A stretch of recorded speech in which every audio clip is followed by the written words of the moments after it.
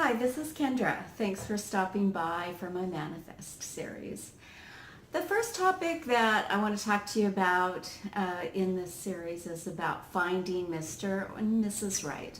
So I'm an authority because I've always been very, very lucky when it comes to love.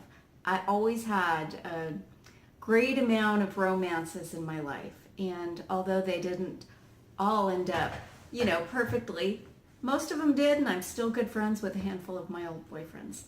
So, plus, right now I've been married about 16 years, happily married also, and I look forward to at least another 20, 30. So, let me tell you about my process, because I thought long and hard about it when I was thinking about getting married. Because when I was younger, I didn't want to get married. I thought, I want to go travel. I want to go goof around. I want to go figure out who I am. And when the time was right, I would know it. So the process for me was incredibly easy, 4 easy steps. And so let's talk about them.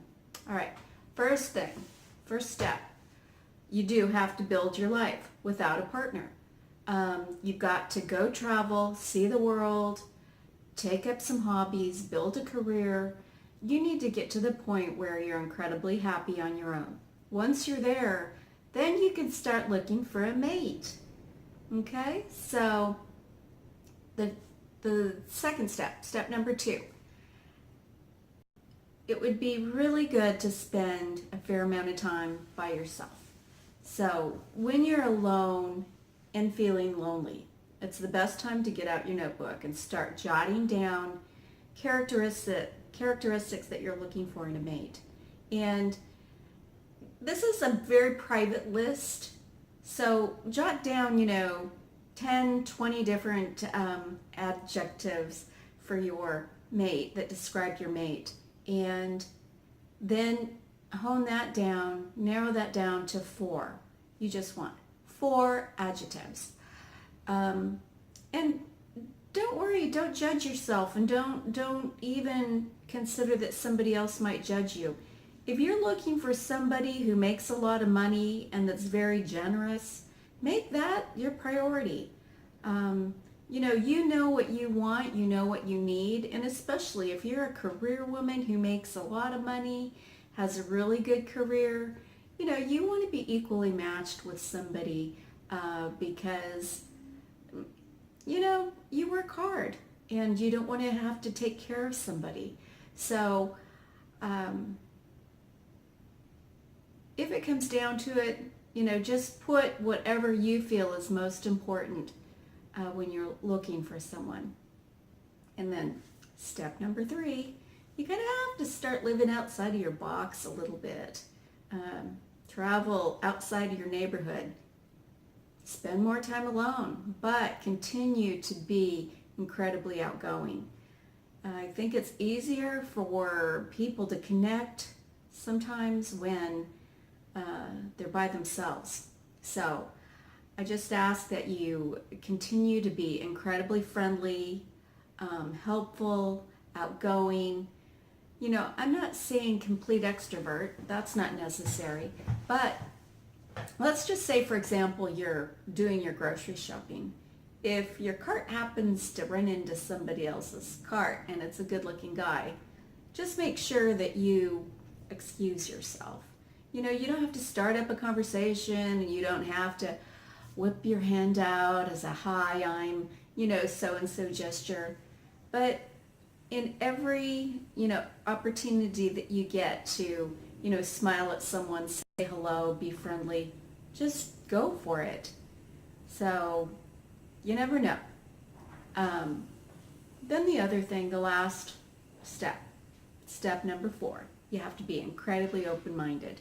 Sometimes you're going to meet somebody, or you're set up on a blind date with somebody that you say right away, initially, you just say, not my type.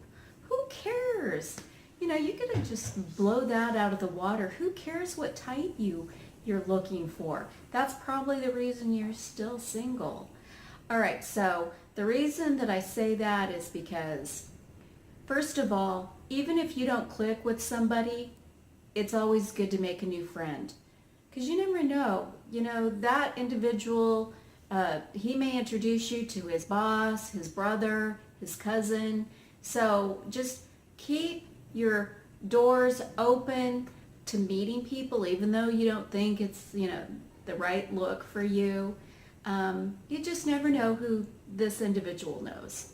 So now I want to talk to you about how this worked for me. I had gone and traveled quite a bit. That was like my only goal in life. I wanted to be successful, but I couldn't figure that out. But more importantly, I wanted to have a very adventurous life. I wanted to live adventurously. So I traveled a lot. And once I'd gotten that out of my system, I was ready to settle down. And I did exactly what I'm telling you to do, the 4 steps. And how it worked out is I had a neighbor, my neighbor guy friend. He was so good looking. Oh my gosh, but he was incredibly shy. And because I'm really extroverted, every time I had a chance to say hi to him and talk to him, it was painful for me because all he could say was hi. He seemed to be attracted to me, and I thought he was really good looking. And all my girlfriends said, geez, why aren't you going for the boy next door? He's so good looking. But I just continued to be, friendly with him. And in time, he opened up to me. But that is one time that I met somebody and I just said to myself, no way, not my type. But it ended up that he was absolutely everything that I was looking for. I got very lucky to meet the right person for me. So we've been happily married for 16 years and we're going strong. And so I do feel like I'm an authority on, having and maintaining a successful marriage. So just be open-minded. All right. I think that's it. I'm going to wrap it up now. Comment, ask questions, subscribe, like, share. But you'll know when it's right. But just follow my 4 steps and I promise you, you will meet the right person for you. Thanks for watching.